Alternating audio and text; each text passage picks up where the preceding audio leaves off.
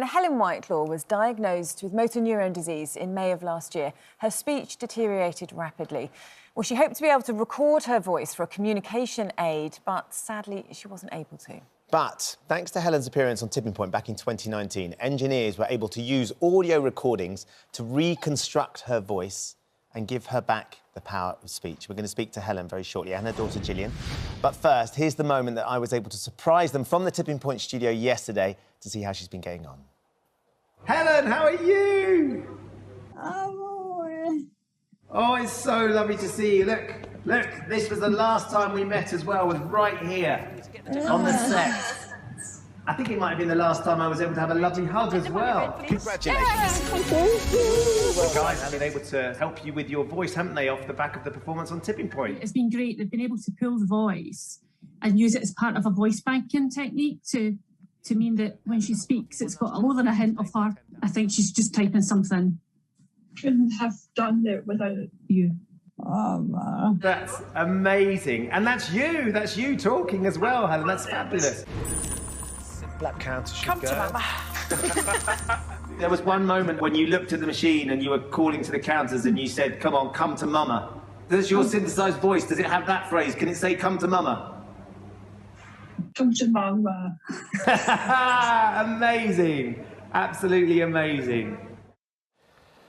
Such a special thing to be able to do, isn't it? It was extraordinary. We should also say thank you very much to Louise Scott and the guys from STV for making this happen. We're thrilled that Helen and Gillian join us this morning. Good morning to both of you. Good morning. Good morning. Oh, it's lovely to see you both. Thanks so much for joining us. And I just want to start off, first of all, by saying, Helen, I'm so sorry about your diagnosis. I've went through it with my dad, so my heart goes out to you from that point of view. But we're thrilled to see you today. Thank you very much for joining us. And I know that you've got questions that you're expecting us to ask, because it takes a bit of a time for the software to work, doesn't it? So let me start off by asking you about the voice banking service and why you couldn't bank your original voice. Good morning, MND. Scotland informed me about Speak Unique, but by that time my voice was almost gone.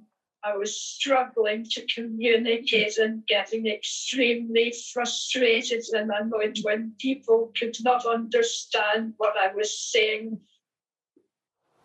So you're getting frustrated with what was going on. But it was Charles, wasn't it, your husband, your wonderful husband, that had the idea of remembering that you've been on Tipping Point, and that's why you've got the voice now? I have to thank my husband, Charlie, for suggesting that the footage from Tipping Point may be of use. It was his idea that I apply to be a contestant, knowing my competitive nature and my will to win. Well, it's absolutely incredible that they managed to reconstruct your voice using the Tipping Point footage, that they were able to do that. And I imagine it's made a huge difference to you, still being able to use your voice in this way. What does it mean to you to still have that capability? It is wonderful being able to talk to people and sound normal and not like a machine. My frustration has vanished and I can now have satisfactory conversations with everyone. I think it's just magical, absolutely magical, Helen, to hear your voice and to see you this morning. Gillian, I wonder what, for you and the family, I mean, it's been a difficult diagnosis and it was lovely to see you both yesterday and be reminded of just what sort of a ball of energy your mum was. And always had a little glint in her eye as well. It must be lovely to hear her voice and to hear her being able to communicate like this.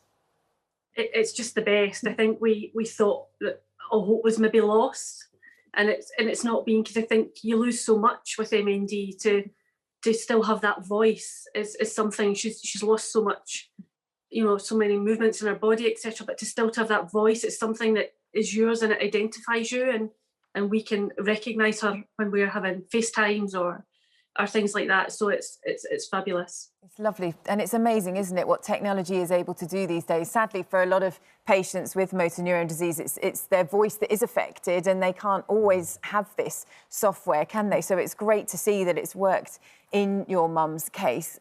Talk to me about the diagnosis, and as a family, you know, how that was, because I know it happened last year, and it was a difficult year anyway, wasn't it, with things that were going on. So it must have been a really awful time, actually, to be coping with something like this when you're not necessarily got friends and family around you in the same way that you would do normally. Yeah, I think that's what made it, you know, so tough. I think we were a bit blindsided by the diagnosis. The diagnosis came at a time where we couldn't really get together to discuss it and, you know, really be there for mum as much as we would have liked to have done. So it was devastating for everybody. So it's, as it is for a lot of people during the times just now in the pandemic, it's not great for anybody, but it just seemed to make everything so much worse with it being so sort of closed in and locked down. Every episode of Tipping Point we film is precious and a privilege, and I absolutely love every single one. But when you realise that something that we were able to do together, Helen, by you being brave enough and competitive enough to want to come on to Tipping Point, to be part of the show, and doing so brilliantly, because, of course, you did win. You saw off all the others. Didn't sadly get the jackpot counter, but you did win a lovely amount of money. And then to feel like that experience is allowing you to carry on being who you are to the best that you could possibly be is really, really special. Gillian, I wonder, what do you make of your mum's voice as you now hear it? I think it's fantastic, and we have to thank, obviously, MND Scotland, who went to the effort of providing the app for us free of charge, and to Speak Unique, who made, I think, the contact with you guys to try and pull her voice. It's been, you know, it's just made such a difference to us all. I think it just gives us something to sort of smile about in times when it's not great. It's been amazing. And isn't she a bit posher than you think? Yeah, her TV voice. Yeah, that's maybe the only thing about the Speak Unique pulling it from Tipping Point. It's slightly more polite than she maybe is normally. And Helen, I've got to ask you what your favourite moment on Tipping Point was.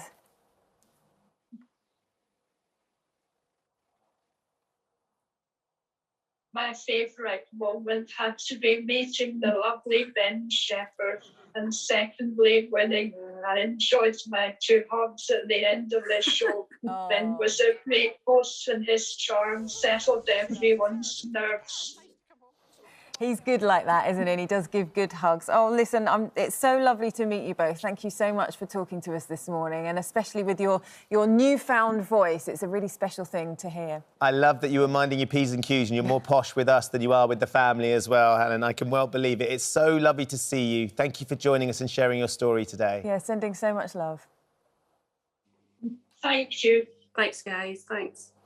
And I repeat, thanks to the guys at STV, because they sort of connected us up to do that yesterday, and the lovely Louise Scott, who was involved as well. She did an amazing job. And, of course, this is a really important cause for you. It is. And for me. My family's been touched by MND as well. Yes, and so, a lot of families have, which, you know, is the thing. And it's all about trying to raise awareness. And for those families, when someone with MND does lose their voice, it is a really difficult thing. It happened with my dad, and it's difficult to have that sort of conversation, to be able to chat to him. There we were, where he did still have his voice. It was weak at that stage, but it's, you know, it's going to set me off. Yeah, of course it is. But one of the things that's really important is that the research continues. You can see the difference that the people that have been able to help Helen and her family with her voice